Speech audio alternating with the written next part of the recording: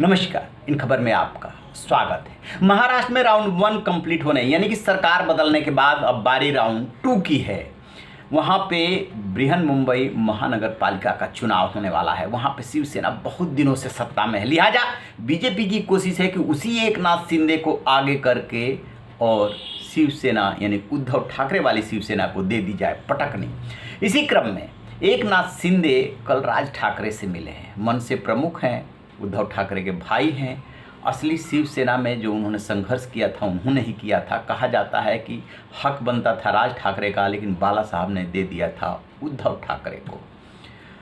तो चूंकि अभी राज ठाकरे का ऑपरेशन हुआ था, गणेशोत्सव का माहौल है, लिहाजा वहाँ पे जो परंपरा है कि गणेशोत्सव पे आपस में मिलने जुलने का, उसी क्रम में वो मिलने के लिए गए थे। लेकिन ऐसा हो नहीं सकता कि दो राजनेता मिले और आपस में राजनीति की बातें ना हो। तो खबरें आ रही हैं कि बात हुई है। इससे पहले देवेंद्र फडणवीस और बीजेपी के और नेता भी राज ठाकरे से मिल चुके हैं।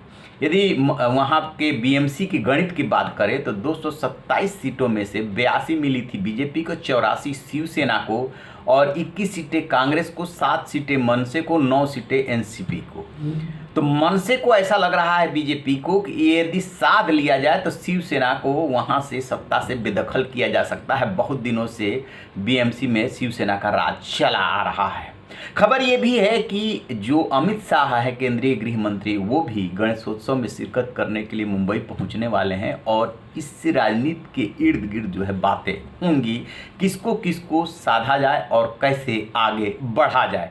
बीजेपी सिर्फ इतना ही नहीं सोच रही है कि चलिए जो होना था हो गया। बीजेपी आगे की भी राजनीति सोच रही है कि कैसे जो उद्धव ठाकरे वाली शिवसेना है उसको ख़त्म किया जाए और एकनाथ शिंदे वाली शिवसेना को मजबूत किया जाए। उसमें मन से जो है घर का भेदी लंका ढाई टाइप का काफ़ी कारगर साबित हो सकता है।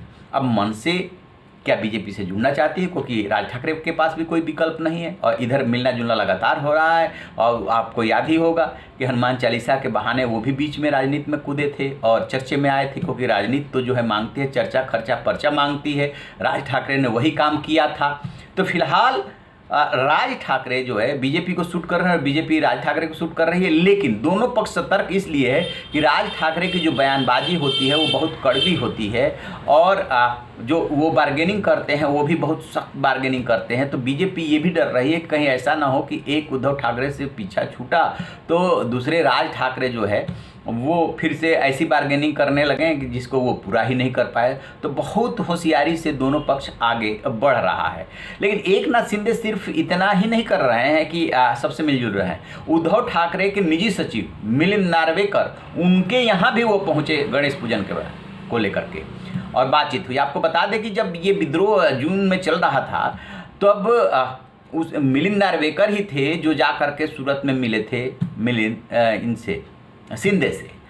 तो उनके यहाँ जाना और गणेश पूजन, तो स्वाभाविक सी बात है कि ये तो कहा जाएगा कर्टसी और पूजा के बहाने आए थे, ये इसमें कोई राजनीति की बात नहीं हुई। लेकिन एकनाथ शिंदे बहुत सधी हुई चाल चल रहे हैं और जो उन्हें वो करना है वो कर रहे हैं। बस एक ही बात बीजेपी के साथ उन्होंने शर्त रखी है कि उद्धव ठाकरे और उनके परिवार पे निजी चोट नहीं करना है। यदि आगे बढ़ना है तो फिर इसको भूलना होगा और उसी के अनुरूप बीजेपी भी व्यवहार कर रही है। अब इनके सामने, उद्धव ठाकरे के सामने जो सबसे बड़ी चुनौती है वो ये कि वो कैसे अपनी शिवसेना को खड़ा रखें, मजबूत रखें और बीएमसी में सत्ता हाथ से निकलने न दे। और बीजेपी हर हाल में इस बात पे तुली हुई है कि वहाँ पर भी सत्ता छीनेंगे। अब देखते हैं कि आगे आगे होता है क्या। रहिए बेखबर, देखते रहिए इन खबर। Thank you. इन खबर चैनल को सब्सक्राइब करें।